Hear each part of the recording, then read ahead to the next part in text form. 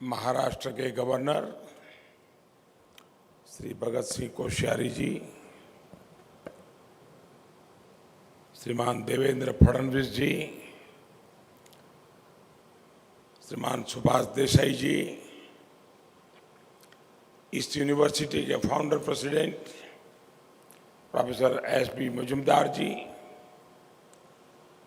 Principal director doctor Vidya A. Rawatkekar ji, सभी faculty members, विशिष्ट अतिथिगण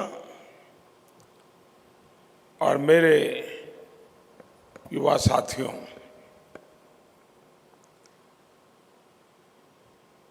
आज आप सरस्वती का धाम वैसी एक तपोभूमि का, जिसकी गोल्डन वैल्यूज है और गोल्डन हिस्ट्री है, इसके साथ साथ एक इंस्टीट्यूशन के रूप में सिम्बायोसिस अपनी गोल्डन जुबिली के मुकाम तक पहुंचा है। एक संस्थान की इस यात्रा में कितने ही लोगों का योगदान होता है, अनेक लोगों की सामूहिक भागीदारी होती है। जिन स्टूडेंट्स ने यहां से पढ़कर सिम्बायोसिस के विजन और वैल्यूज को एडॉप्ट किया, अपनी सक्सेस से सिम्बायोसिस को पहचान दी, उन सबका भी इस जर्नी में उतना ही बड़ा योगदान है। मैं इस अवसर पर सभी प्रोफेसर्स को, सभी स्टूडेंट्स को और सभी एलुमनाई को ढेरों बधाई देता हूं।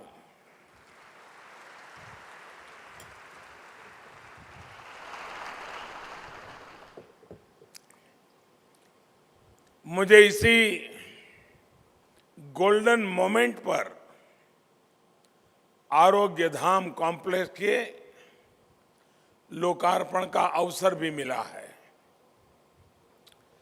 मैं इस नई शुरुआत के लिए पूरी सिम्बायोसिस फैमिली को अनेक अनेक शुभकामनाएं देता हूं। मेरे युवा साथियों, आप एक ऐसे इंस्टीट्यूट का हिस्सा है जो वसुधैव कुटुंबकम के भारत के मूल विचार पर निर्मित है।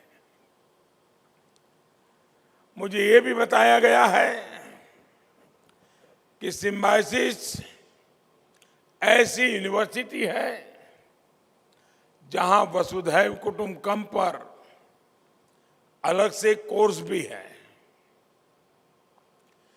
ज्ञान का व्यापक प्रसार हो, ज्ञान पूरे विश्व को एक परिवार के रूप में जोड़ने का माध्यम बने, यह हमारी परंपरा है, यह हमारी संस्कृति है, यह हमारे संस्कार है। मुझे खुशी है कि ये परंपरा हमारे देश में आज भी जीवंत है। मुझे बताया गया है कि अकेले सिम्बायोसिस में ही दुनिया के 85 कंट्री के 44,000 से ज्यादा स्टूडेंट्स यहां पढ़ते हैं, अपने कल्चर्स को साझा करते हैं। यानी भारत की प्राचीन विरासत आधुनिक अवतार में आज भी आगे बढ़ रही है। साथियों, आज इस संस्थान के छात्र उस जनरेशन को रिप्रेजेंट कर रहे हैं जिसके सामने इन्फिनिट अपॉर्चुनिटीज हैं। आज हमारा ये देश दुनिया की सबसे बड़ी इकोनॉमीज में से शामिल है। दुनिया का तीसरा सबसे बड़ा हब स्टार्टअप इकोसिस्टम आज हमारे देश में है।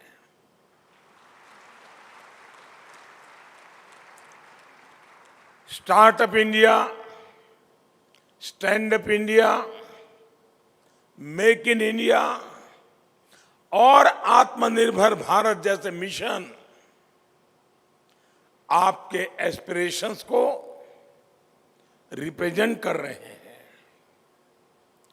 आज का इंडिया इनोवेट कर रहा है, इंप्रूव कर रहा है और पूरी दुनिया को इन्फ्लुएंस भी कर रहा है।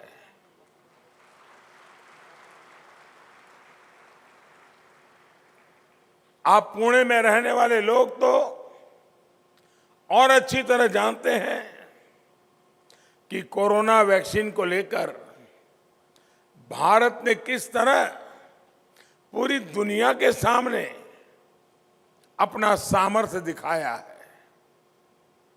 अभी आप लोग यूक्रेन संकट के समय भी देख रहे हैं कि कैसे ऑपरेशन गंगा चलाकर भारत अपने नागरिकों को युद्ध क्षेत्र से सुरक्षित बाहर निकाल रहा है। दुनिया के बड़े बड़े देशों को ऐसा करने में कई मुसीबतें झेलनी पड़ रही हैं, लेकिन ये भारत का बढ़ता हुआ प्रभाव है कि हम हजारों छात्रों को वहां से अपने वतन वापस ला चुके हैं। साथियों, आपकी जनरेशन एक तरह से खुश नसीब है कि उसे पहले वाली डिफेंसिव और डिपेंडेंट साइकोलॉजी का नुकसान नहीं उठाना पड़ा। लेकिन देश में अगर ये बदलाव आया है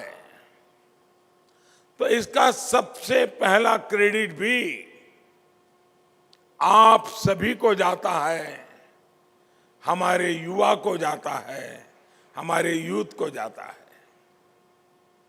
अब आप देखिए, उदाहरण के तौर पर जिन सेक्टर्स में देश पहले अपने पैरों पर आगे बढ़ने के बारे में सोचता भी नहीं था, उन सेक्टर्स में अब हिंदुस्तान ग्लोबल लीडर बनने की राह पर है।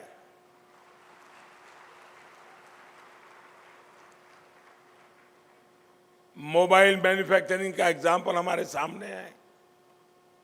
कुछ साल पहले तक हमारे लिए मोबाइल मैन्युफैक्चरिंग और ऐसे ही न जाने कितने इलेक्ट्रॉनिक्स का एक ही मतलब था, इंपोर्ट करो, दुनिया में चच्चे हैं कहीं से ले आओ।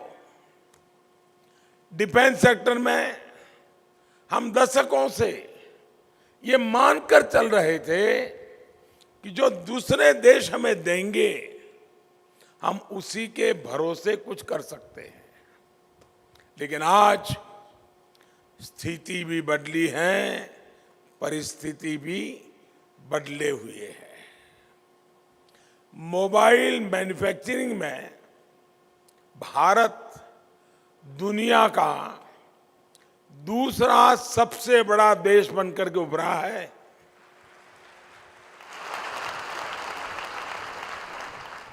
सात साल पहले भारत में सिर्फ 2 मोबाइल मैन्युफैक्चरिंग कंपनियां थी। आज 200 से ज्यादा मैन्युफैक्चरिंग यूनिट्स इस काम में जुटी है। डिफेंस में भी दुनिया के सबसे बड़े इंपोर्टर देश की पहचान वाला भारत आज डिफेंस एक्सपोर्टर बन रहा है।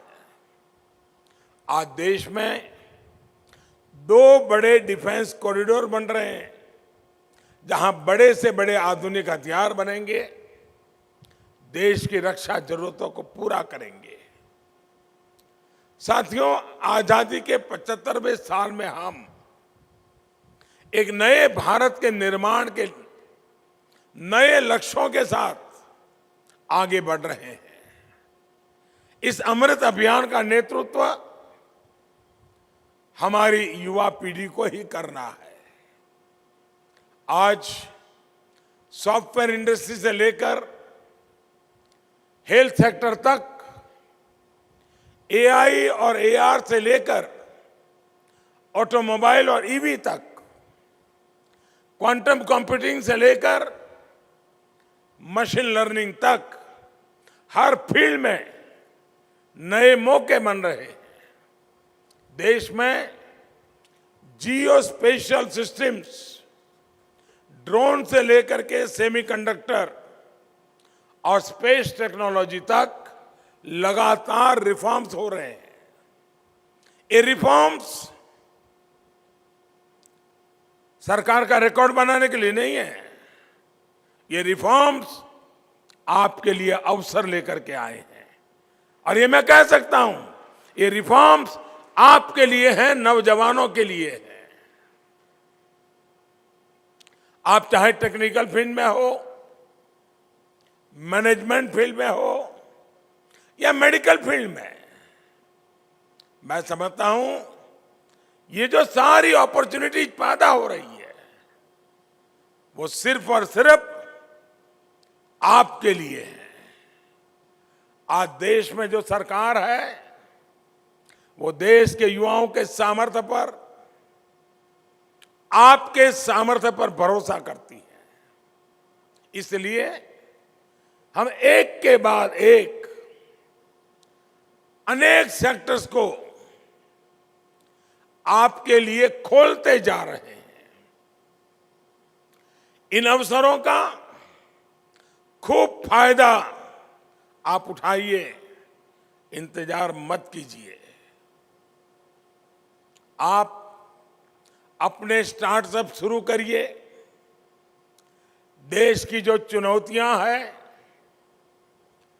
जो लोकल समस्याएं हैं, उनके समाधान यूनिवर्सिटीज से निकलने चाहिए, नौजवानों के दिमाग से निकलने चाहिए।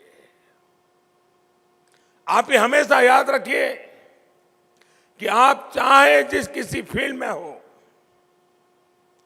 जिस तरह आप अपने कैरियर के लिए गोल सेट करते हैं, उसी तरह आपके कुछ गोल्स देश के लिए भी होने चाहिए।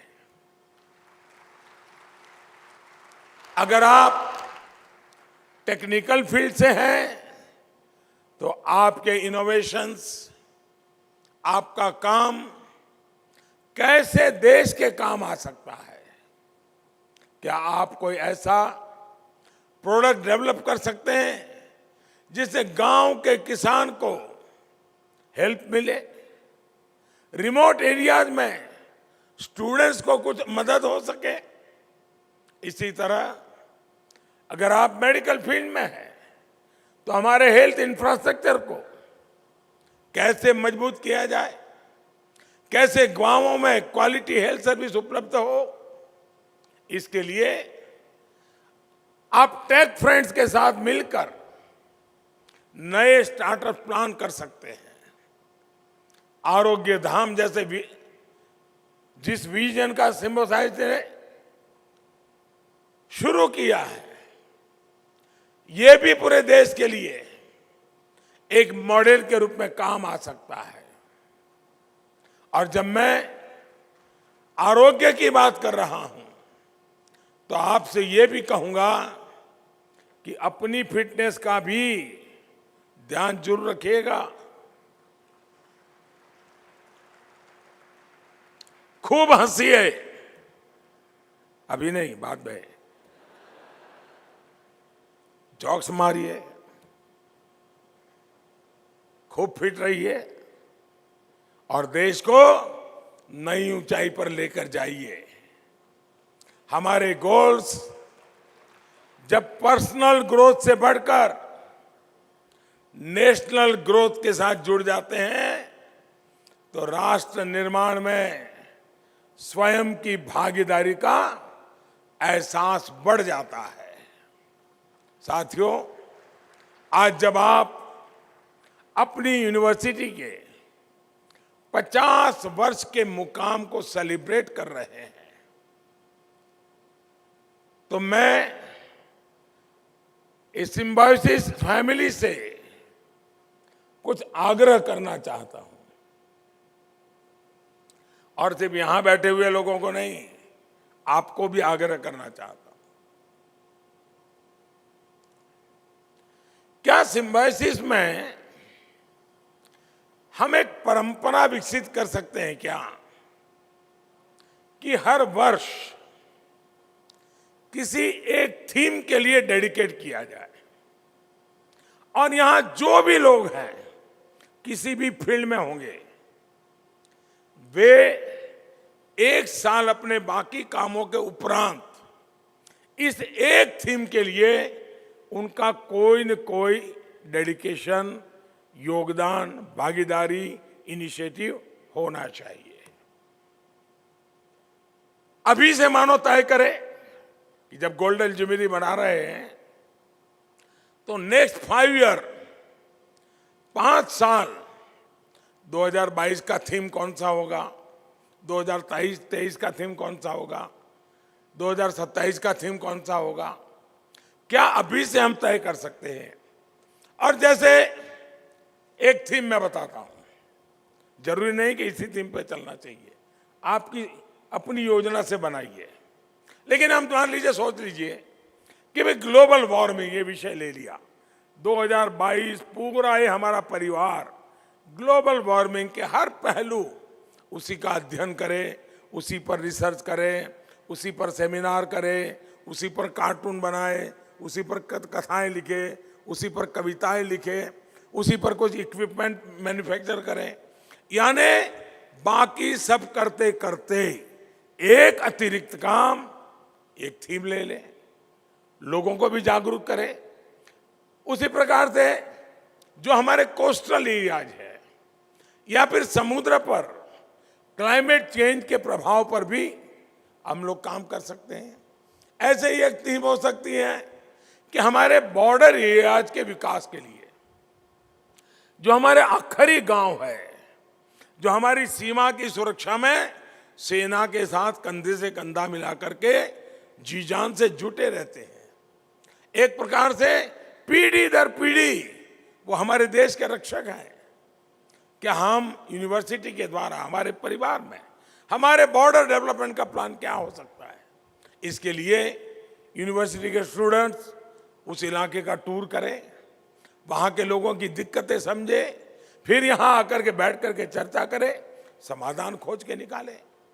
आपकी यूनिवर्सिटी एक भारत श्रेष्ठ भारत की भावना को मजबूत करने के लिए वसुधैव कुटुंबकम भी, उस सपना भी साकार तब होता है जब एक भारत श्रेष्ठ भारत का सपना साकार होता है।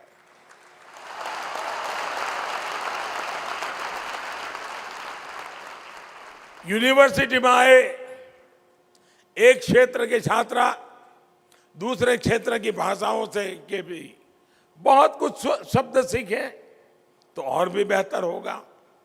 आप लोग लक्ष्य रख सकते हैं कि जब सिम्बायोसिस का छात्र जब यहां से पढ़कर निकलेगा तो मराठी समेत भारत की 5 अन्य भाषाओं के कम से कम 100 शब्द, 100 वर्ड्स उसको पक्के याद होंगे और जीवन में उसकी उपयोगिता उसको पता होगी। हमारे आजादी के आंदोलन का इतिहास इतना समृद्ध है। इस इतिहास के किसी पहलू को आप डिजिटल करने का काम भी कर सकते हैं। देश के युवाओं में एनएसएस, एनसीसी की तरह हम किस तरह और नई एक्टिविटीज को बढ़ावा दे सकते हैं, इस पर भी ये पूरा परिवार मिलकर के काम कर सकता है। जैसे वाटर सिक्योरिटी का विषय हो, एग्रीकल्चर को टेक्नोलॉजी से जोड़ने का विषय हो, सॉइल हेल्थ टेस्टिंग से लेकर के फूड प्रोडक्ट की स्टोरेज और नेचुरल फार्मिंग तक, आपके पास रिसर्च लेकर जागरूकता बढ़ाने के लिए बहुत से टॉपिक्स हैं।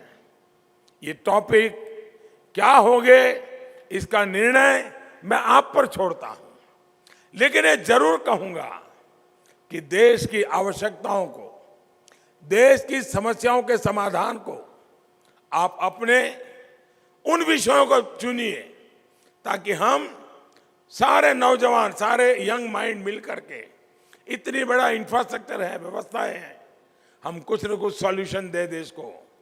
और मैं आपको निमंत्रण दे रहा हूं कि आप अपने सुझावों और अनुभवों को सरकार से भी साझा करिएगा। इन थीम्स पर काम करने के बाद आप अपनी रिसर्च, आपके रिजल्ट, आपके आइडियाज, आपके सुझाव प्रधानमंत्री कार्यालय को भी भेज सकते हैं। मुझे विश्वास है कि जब यहाँ के प्रोफेसर्स, यहाँ की फैकल्टी, यहाँ के छात्र मिलकर इस अभियान का हिस्सा बनेंगे तो बहुत अद्भुत नतीजे निकलेंगे। आप कल्पना कीजिए, आज आप 50 साल मना रहे हैं, जब 75 साल मनाएंगे और 25 साल में देश के लिए 25 थीम पर 50-50 हजार माइंडों ने काम किया हो, कितना बड़ा संपुट आप देश को देंगे। और मैं समझता हूं इसका बहुत बड़ा फायदा सिम्बायोसिस स्टूडेंट्स को ही होगा। आखिर में मैं सिम्बायोसिस के स्टूडेंट्स को एक और बात कहना चाहता हूं। इस संस्थान में रहते हुए आपको अपने प्रोफेसर से, टीचर से, अपने साथियों से बहुत कुछ सीखने को मिला होगा। मेरा आपको सुझाव है कि सेल्फ अवेयरनेस, इनोवेशन और रिस्क टेकिंग एबिलिटी को हमेशा मजबूत बनाए रखिएगा। मैं आशा करता हूं कि आप सब इसी भावना के साथ अपने जीवन में आगे बढ़ेंगे और मुझे विश्वास है कि 50 साल की आपके पास एक ऐसी पूंजी है, अनुभव की पूंजी है। अनेक एक्सपेरिमेंट करते करते आप यहां पहुंचे हैं। एक खजाना है आपके पास, ये खजाना भी देश के काम आएगा। आप फले फूले और यहां पर आने वाले हर बच्चा अपना उज्जवल भविष्य बनाने के लिए आत्मविश्वास के साथ निकल पड़े, यही मेरी आपको शुभकामनाएं है। मैं फिर एक बार आपका धन्यवाद इसलिए भी करूंगा कि मुझे आपके बीच आने के लिए कई अवसर मिलते रहते हैं, लेकिन आ नहीं पाता हूं। जब मुख्यमंत्री था तो एक बार जरूर पहुंच गया था आपके बीच। आज फिर इस पवित्र धरती पर आने का मौका मिला है। मैं आप सबका बहुत आभारी हूं कि मुझे इस नई पीढ़ी के साथ रूबरू होने का अवसर दिया। बहुत बहुत धन्यवाद, बहुत बहुत शुभकामनाएं।